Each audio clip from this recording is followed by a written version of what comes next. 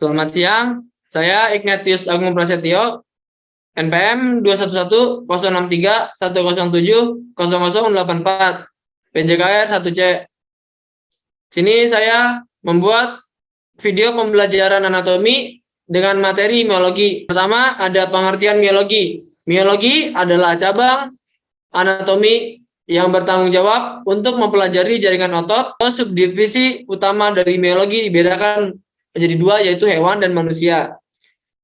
Otot bervariasi dalam bentuk dan fungsi. Dalam kasus-kasus manusia, otot memanjang di ekstremitas yang membuat mereka memberikan perlindungan pada sendi. Sebaliknya, mereka lebar dan rata pada batang dan menutupi rongga toraks.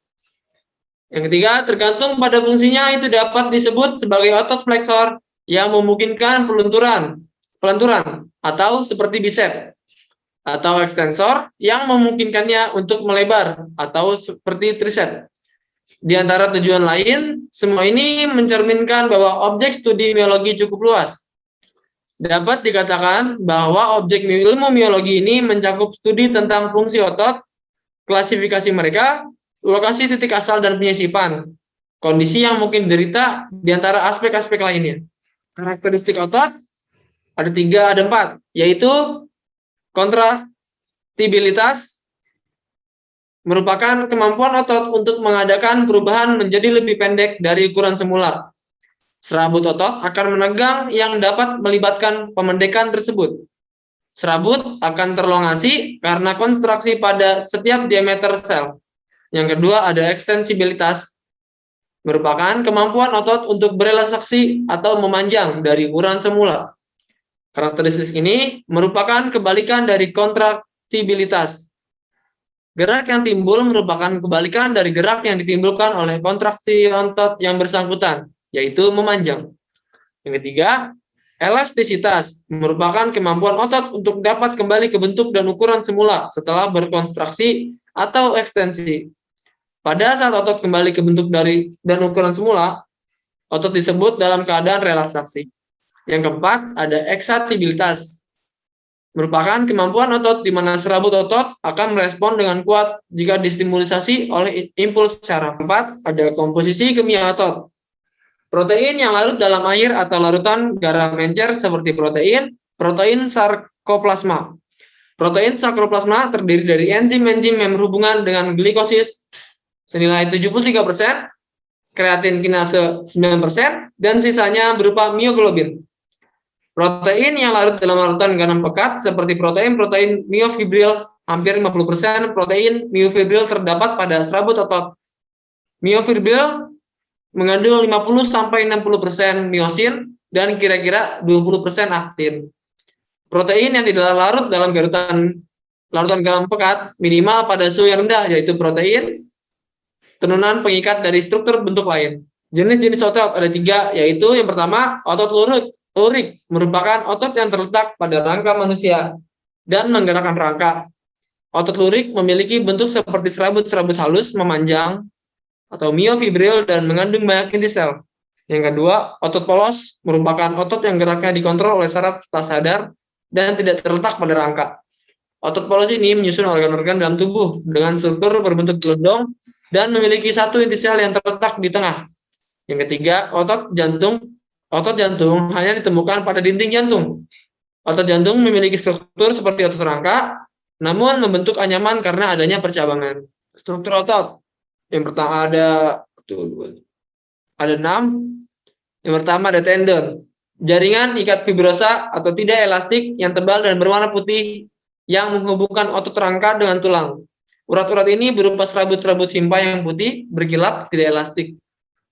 Aponeurosis adalah lembaran-lembaran datar atau simpai dari jaringan fibrus dengan maksud untuk memuat kelompok-kelompok otot dan ada kalanya menggandengkan sebuah otot dengan bagian yang menggerakkan. Fascia merupakan jaringan ikat gabungan dari jaringan fibrus dan areolar yang membungkus dan menghimpun otot menjadi satu. Setiap fasciculus dipisahkan oleh jaringan ikat primisium di dalam fascicle. Endomisium mengelilingi satu berkas sel otot. di antara endomysium dan berkas serat otot tersebar sel satelit yang berfungsi dalam perbaikan jaringan otot yang rusak. Dalam bagian-bagian tertentu, seperti dalam telapak tangan, fascia ini sangat padat dan kuat. Contohnya adalah fascia palmaris dan fascia plantaris. Sarkolema atau membranesal atau serat otot dan sarkoplasma yang merupakan unit struktural jaringan otot yang berdiameter 0,01 sampai 0,1 mm dengan panjang 1 sampai 40 mm yang melapisi suatu sel otot yang fungsinya sebagai pelindung otot besar dan jumlah jaringan terutama jaringan elastik akan meningkat sejalan dengan penambahan usia.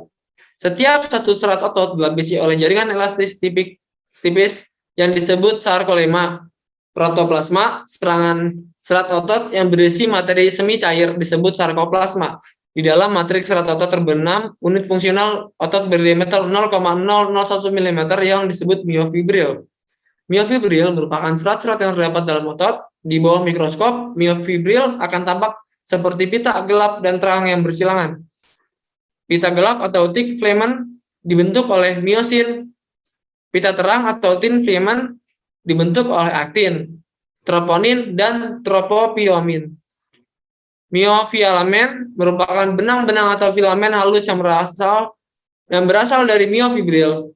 Terbagi atas dua macam, yaitu myofilament homogeni, terdapat pada otot polos, dan myofilament heterogen, terdapat pada otot jantung atau otot kardiak dan pada otot lurik.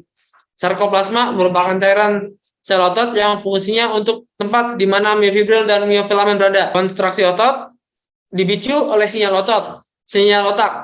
Energi dari makanan yang dikonsumsi merupakan penyebab timbulnya konstruksi otot. Konstruksi otot adalah salah satu mekanisme kerja otot. Sistem saraf memberikan potensial aksi sebagai sinyal ke dalam sel-sel otot. Asetilkolin merespon sinyal dengan menimbulkan reaksi kimia.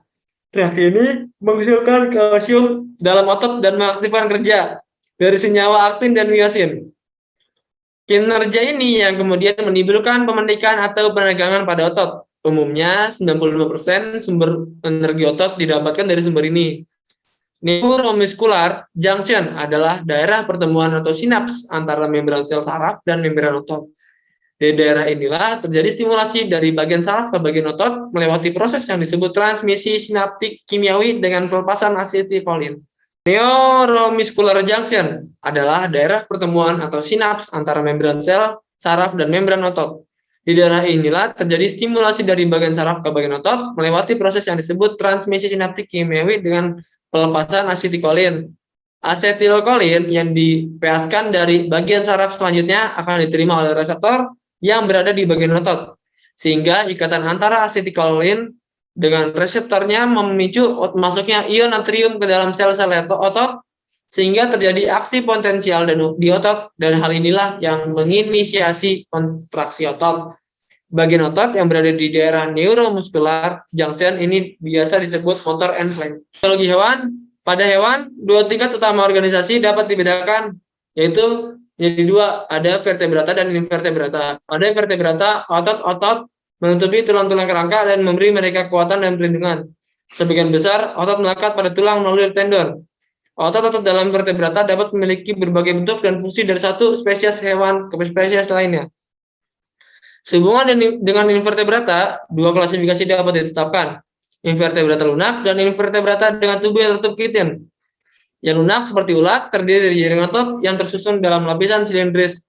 Kontraksi jaringan inilah yang memungkinkan hewan-hewan ini bergerak. 3 kelas otot utama hewan. Yaitu ada 3, yaitu otot fusiform. Otot-otot fusiformis adalah mereka yang memiliki bentuk pemanjang, di tengah mereka lebar, sedangkan di ujungnya tipis. Otot-otot ini khas dari ekstremitas.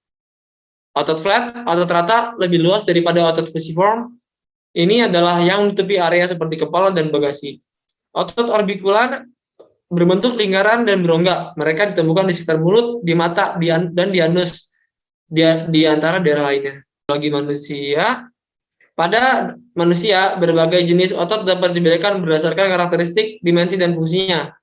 Menurut karakteristik fisiologinya, pada manusia, 3 jenis otot dibedakan sesuai dengan karakteristik histologisnya. yaitu polos, lurik, dan jantung. Yang terakhir adalah kombinasi dari dua yang pertama. Otot polos terdiri dari sel-sel dengan bentuk memanjang. Karakteristik dari otot-otot ini adalah mereka memendek ketika kontraksi terjadi. Ketika mereka rileks, mereka kembali ke ukuran alami mereka. Otot-otot polos terhubung ke sistem saraf otonom. Ini berarti bahwa pergerakan otot-otot ini tidak disengaja.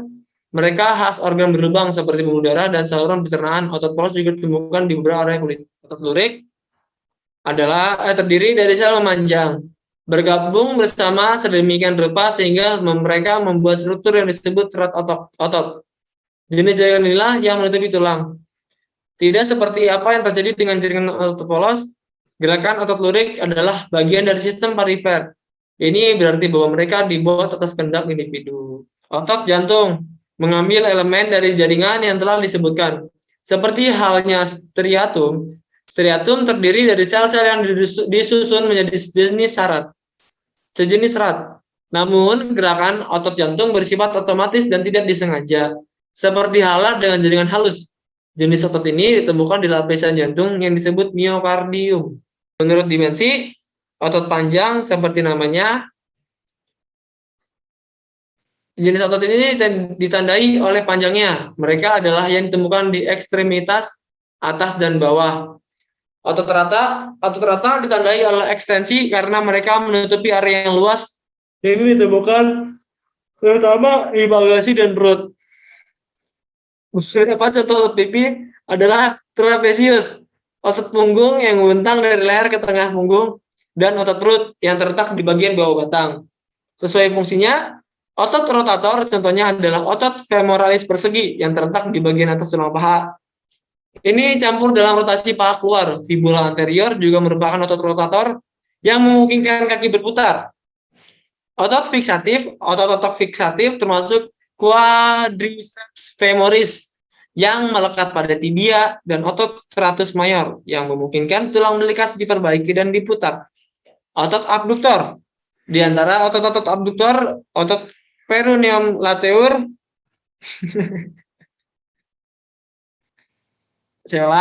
otot abduktor, di antara otot-otot abduktor, otot peroneum lateral yang pendek menonjol yang bertindak sebagai abduktor kaki, dan otot supraspinatus yang merupakan lengan abduktor. Otot abduktor, salah satu otot abduktor yang paling penting adalah otot abduktor yang didimediasi yang tidak hanya mengintervensi aduksi paha, tetapi juga memungkinkannya untuk membenturkan dan memutar. Otot korakobrachial yang mencampur tangan dalam aduksi lengan, serta rotasi dan fleksi juga menonjol. Otot flexor, di antara otot flexor adalah otot palmar utama dan otot ulnaris anterior yang terlibat dalam melenturkan pergelangan tangan. Ini juga menyoroti otot gluteus minor yang memungkinkan panggul lentur. Otot ekstensor, ada dua otot ekstensor yang sangat penting. Otot ulnaris posterior yang berperan dalam perluasan pergelangan tangan, dan otot ekstensor digitorum yang memungkinkan jari-jari kaki diperpanjang ketika kaki tidak bertumpu pada permukaan. Ya, sekian dari video pembelajaran miologi saya, anatomi saya dengan materi miologi. Kurang lebihnya mohon maaf. Terima kasih. Selamat siang.